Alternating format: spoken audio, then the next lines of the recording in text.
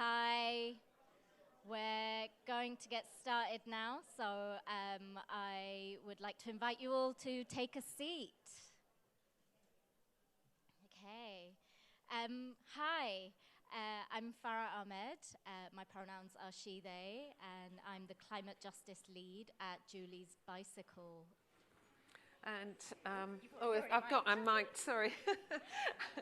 I'm Teresa Moore, as you probably gathered, and I'm Director of A Greener Future and also co-founder of this conference. Thank you. And I'd also like to give a shout out to Suzanne Bull, who is the founder of Attitude is Everything, who's sitting over in the corner.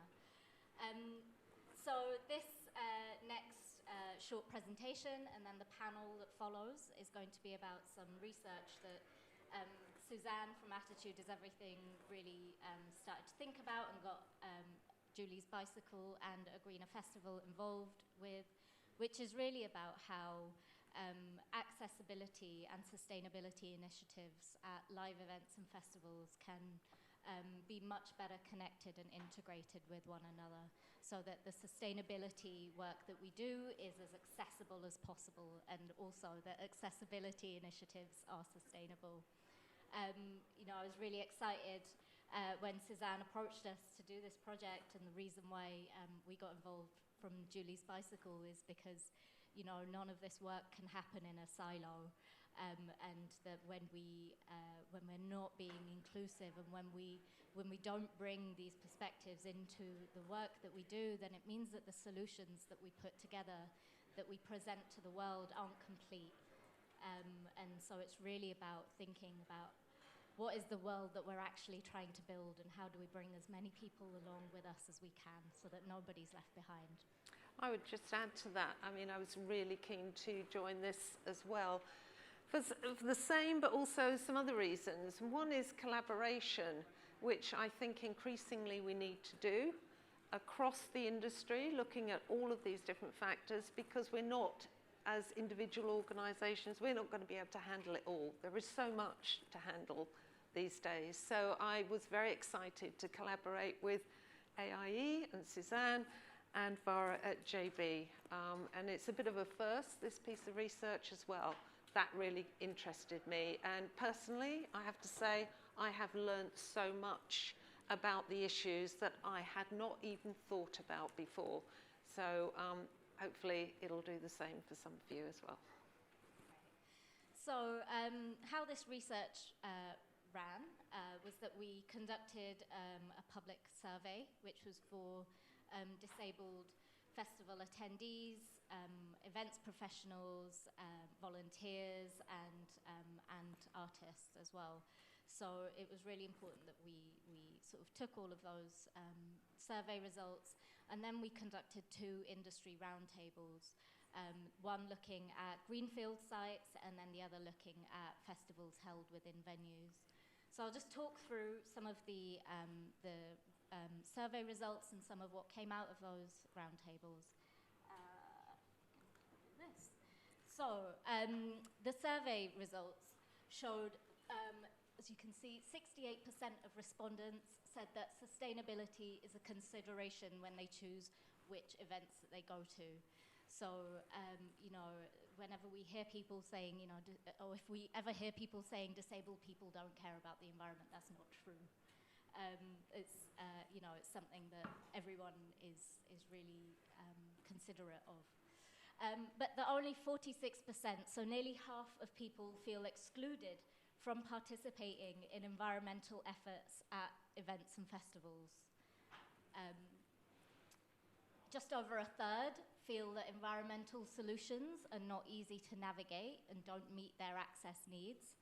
So, within that, some things might be more accessible than others, but there's still a huge amount of people who are excluded from your initiatives or from our initiatives. And then again, 46%, so nearly half, feel excluded and unable to participate in events and festivals that align with their climate values.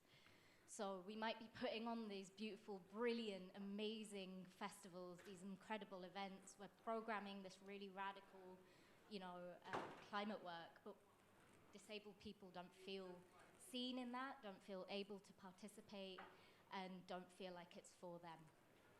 So this is a huge, huge perspective that we're missing out on. And again, then, huge solutions that we're missing out on as well.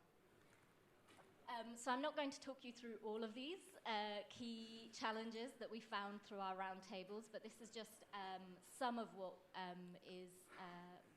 you'll find in the toolkit, No Climate Action Without Us, that has launched today. So we looked at food and water.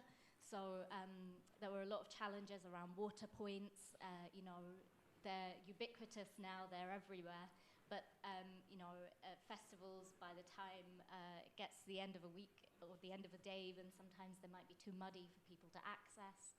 The tap design might not be right. The restrictions on dietary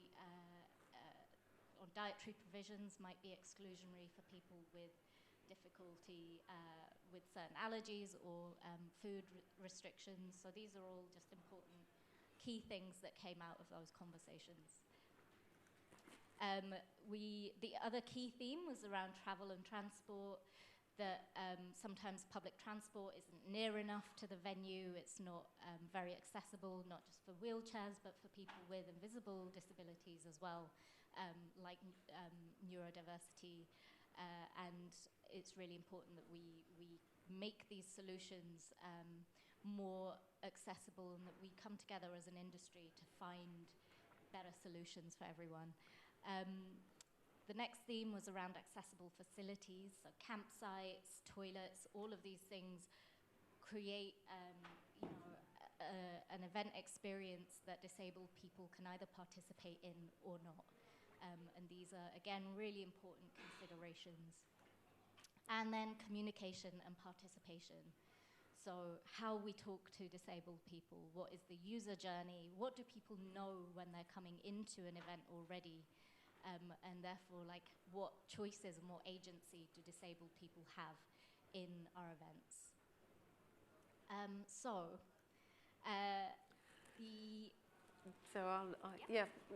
sorry. It's always tricky when you've got several parts to something. So part of the toolkit was also to do a few case studies to almost humanise. So what's happening on the ground at particular events. So the toolkit includes 3 case studies, that was AGF's role in the research. So we talked to Forwards Festival, Green Man Festival and Shambala Festival. We wanted to see firsthand from individual festivals, so what sort of issues did they have in particular, and were there any solutions that they'd come up with to deal with those issues.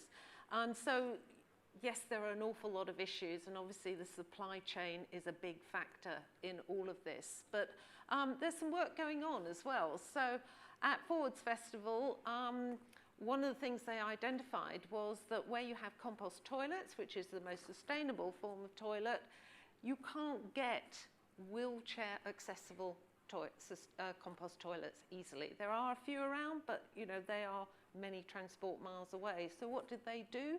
They designed their own. So hands-on, let's try and solve this issue. At Green Man, one of the things they do where you can get some sustainable transport is to make sure that your site plan makes those transport, pickup and collection points accessible to the campsites. So that's part of how they've actually designed their site. At Shambala, it's more about, well, here's a problem, and it was to do with waste collection. The accessibility campsite wasn't close to the waste collection points. So instead of, mulling over that, they actually just changed the waste collection points. So sometimes the solutions are there and they're not too difficult. You just have to think your way around them. But there's no doubt that there's still quite a way to go in order to address all the issues. And I think this toolkit, well, we hope that it will really help all sorts of organisations as well as festivals, identify what those issues are, as well as informing the supply chain as well of what we need at festivals. So, you'll find the No Climate Action Without Us toolkit on all of our websites, on Julie's Bicycle, on A Greener Future, and of course, Attitude is Everything. And these are sort of some of the things that we are asking of you as the sector, is to use the toolkit and tell us what we do next. So this is the first step of a longer program, and what we're hoping to do is to take all of your feedback, see what works and what doesn't work, and amend the toolkit for 2025.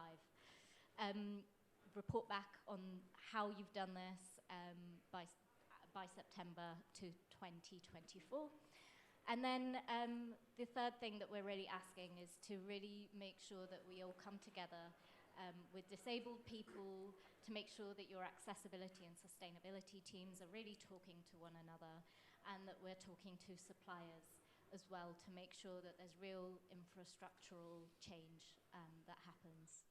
And you can send us your feedback. This will all go to Suzanne on info@attitudeiseverything.org.uk. That's enough from us. Yes. You're going to hear from a panel next, which will be chaired by Dominique Palmer, and will feature Blaine Harrison from the Mystery Jets, Harry Jones from Ford's Festival, and Fimata Conte from Arts Council England. And they're going to be just diving a little bit deeper into some of these conversations. Great. Thank you. Okay.